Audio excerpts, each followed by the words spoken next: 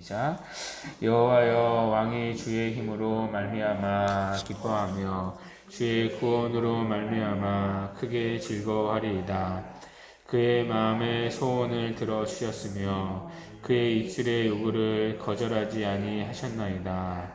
주의 아름다운 복으로 그를 영접하시고 순금관을 그의 머리에 씌우셨나이다.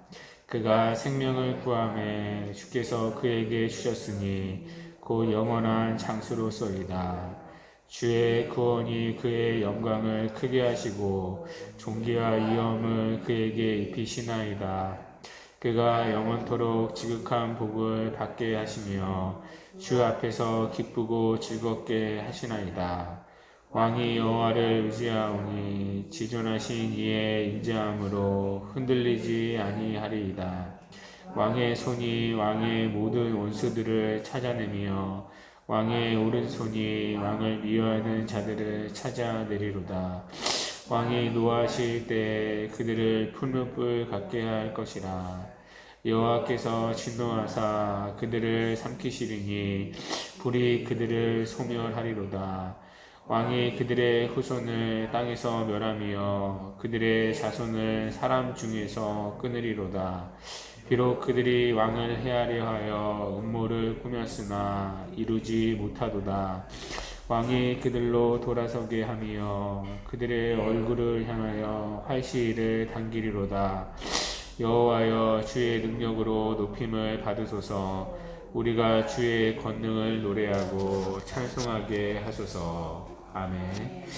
오늘 시편 21편은 어제 시편 20편의 기도 응답입니다. 어제 시편 20편은 전쟁에 나가는 왕을 위한 이스라엘 백성들의 기도였죠. 그리고 오늘 21편에서 그 기도의 응답이 이루어집니다. 그러니까 전쟁에 나간 왕이 승리를 거두고 돌아오는 거죠. 그러니까 시편 20편이 전쟁에 나가는 왕을 위한 백성들의 기도라며 21편은 승리하고 돌아오는 왕을 인하여 하나님께 감사하는 기도입니다. 한마디로 전쟁에서 승리한 이후에 하나님께 드리는 감사 기도, 그것이 오늘 시편 21편의 내용입니다. 먼저 이 본문은 두 부분으로 나눌 수 있는데요. 1절에서 6절은 지금 얻은 승리에 대한 감사입니다. 이어서 7절에서 13절은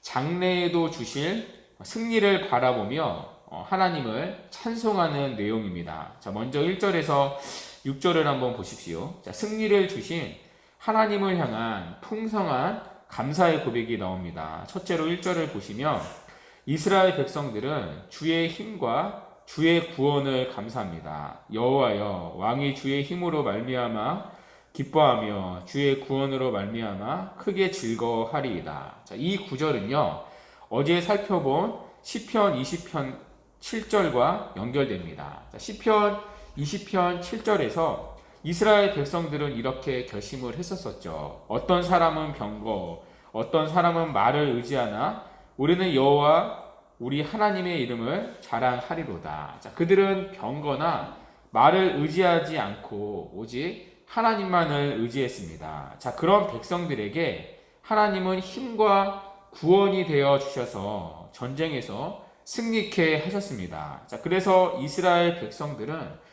그들의 힘과 구원이 되어 주신 하나님을 즐거워하고 그분께 감사하고 있습니다. 두 번째로 백성들은 이 부르짖음에 응답하신 것을 감사하는데요. 2절입니다. 그의 마음의 소원을 들어주셨으며 그의 입술의 요구를 거절하지 아니하셨나이다. 이 구절 역시 우리가 살펴본 어제 시편 20편 4절과 5절의 기도 응답입니다. 시편 20편 4절에서 그들은 전쟁에 나가는 왕의 소원을 들어주시기를 하나님께 기도했었습니다. 그들의 기도대로 하나님은 왕의 마음에 소원을 들어주셨습니다. 그래서 그들은요, 응답하신 하나님께 감사하고 있습니다. 세 번째로 그들은 하나님께서 주시는 아름다운 복을 감사합니다. 3절을 보시면 주의 아름다운 복으로 그를 영접하시고 순금관을 그의 머리에 씌우셨나이다. 자, 여기 아름다운이라는 말은요, 하나님께서 선하다고 말할 때 사용하는 선하다라는 단어입니다.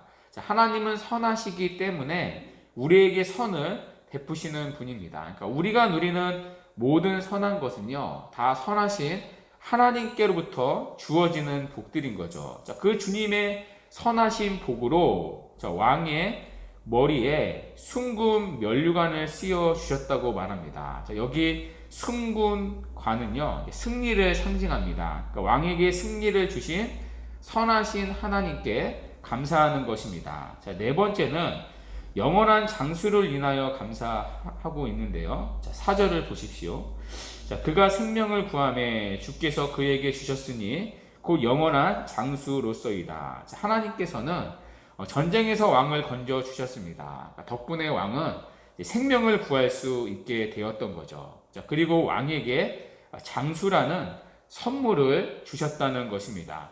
자, 특별히 본문에 영원한 장수라는 말은요, 왕이 죽지 않고 영원히 오래 산다, 그런 말이 아니겠죠. 그러니까 이스라엘 백성들이 왕의 장수와 왕손의 번성을 기원하는 표현입니다. 또 다른 한편으로는 주님만을 의지하며 영생에 이른다는 사실을 우리에게 가르쳐 주는 거죠. 자, 이어서 다섯째로 하나님께 감사하는 것은 왕에게 주신 영광과 존귀와 위엄입니다. 5절을 한번 보십시오.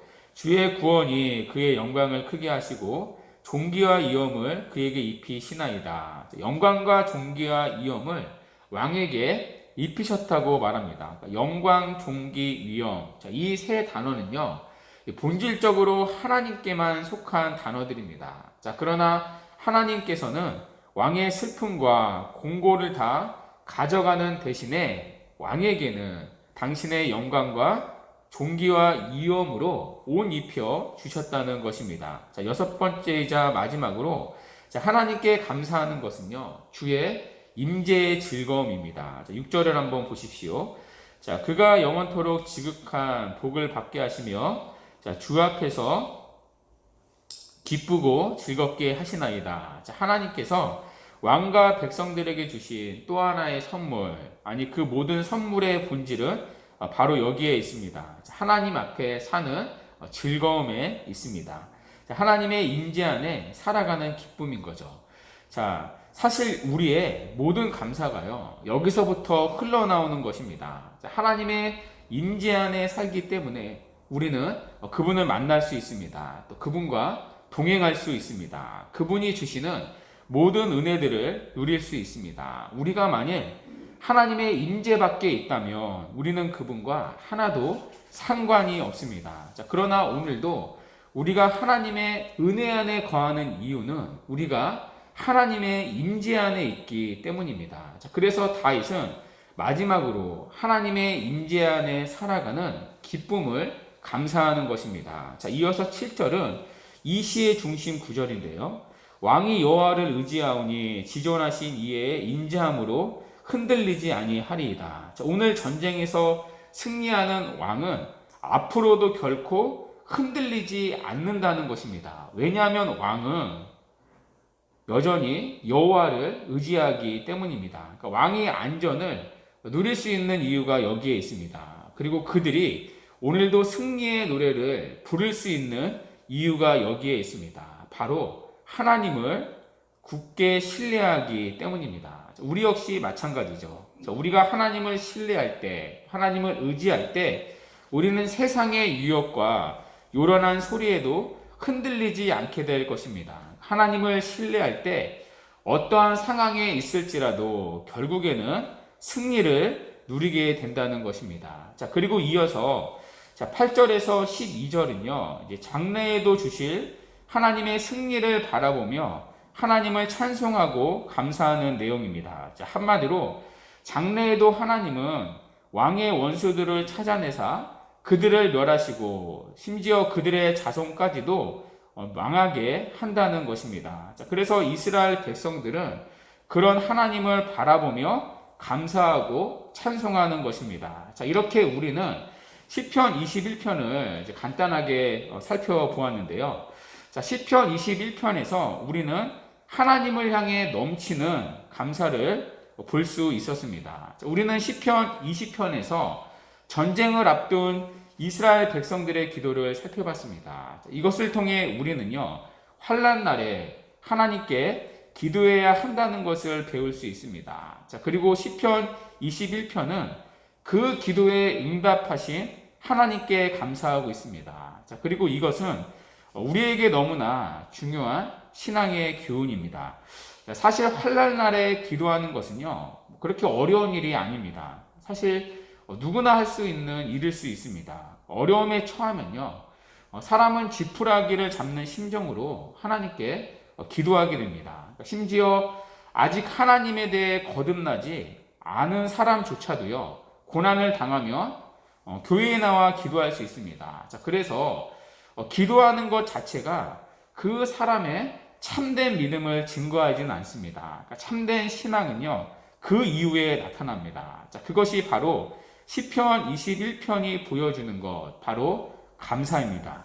자, 복음서에 보면 주님께 고침받은 10명의 나병 환자가 나오죠. 자, 그 중에 단 한 명만 주님께 돌아와 감사하는 장면이 있습니다. 자, 그 한 사람을 향해 주님은 이렇게 말씀을 하십니다. 내 믿음이 너를 구원하였느니라. 그러니까 주님은 그의 믿음을 칭찬해 주셨습니다. 그의 믿음은 감사함으로 입증되는 믿음이었기 때문입니다. 이처럼 참된 믿음은요, 감사로 입증되는 것입니다. 오늘 본문은 이것을 우리에게 가르치는 것입니다. 그래서 오늘 시편 전체가 감사와 찬송으로 가득합니다.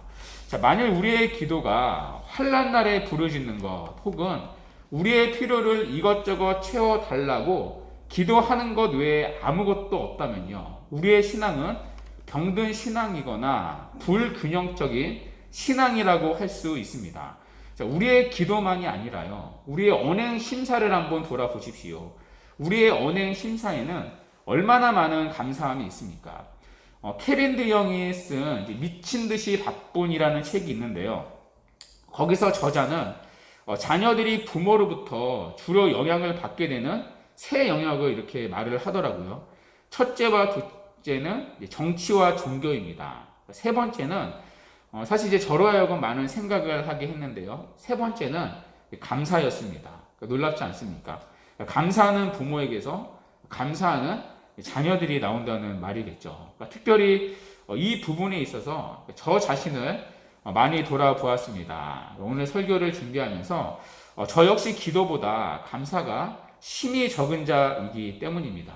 자, 여러분은 어떻습니까? 여러분들 역시 수많은 기도 제목을 가지고 기도했을 것입니다. 또 그리고 하나님께서 응답해 주신 수많은 기도의 간증들이 있을 것입니다. 때로는 소소하게 삶에서 베풀어 주신 작지만 감사한 응답들이 있습니다. 자, 거기에 대해 우리는 얼마나 감사하며 사십니까? 사실 우리 그리스도인만큼요, 감사할 수 있는 사람은 없습니다. 왜냐하면 그리스도인들에게는 감사는 하나님의 명령이기 때문입니다. 하나님은 우리에게 범사에 감사하라고 하셨습니다. 왜냐하면 하나님은 모든 일을 통해 합력하여 선을 이루시는 분이기 때문입니다. 범사에 일어나는 우리의 모든 일이 지금도 하나님의 손 안에 있습니다. 그리고 모든 범사가 그분의 손 안에 빚어져 우리의 인생을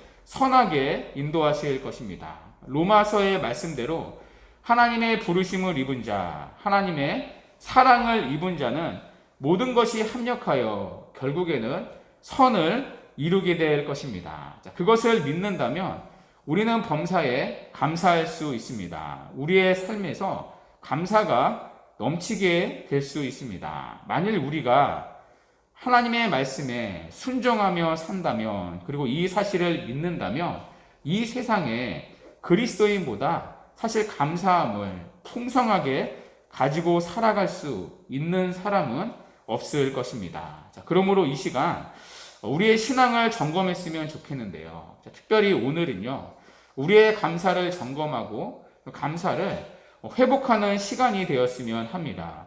우리의 기도가 시편 20편에 머무는 것이 아니라 21편까지 고백되는 은혜가 있기를 바랍니다. 단순히 환난날에 기도하는 것에 그치는 것이 아니라 우리의 기도에 때마다 응답해 주신 것들에 감사하는 새벽이 되었으면 합니다. 이 시간 우리가 찬송에서 불렀던 가사처럼 우리가 받은 복들 또 하나님께서 주신 응답들을 곰곰이 돌아보며 또 감사하는 하루가 되기를 바랍니다. 그래서 하나님 앞에 우리의 감사가 회복되므로 우리의 믿음 또한 회복되고 또 우리의 감사를 통해 하나님을 영화롭게 하는 복된 하루가 되기를 간절히 바랍니다. 이 시간 우리 말씀 붙잡고 우리 다 같이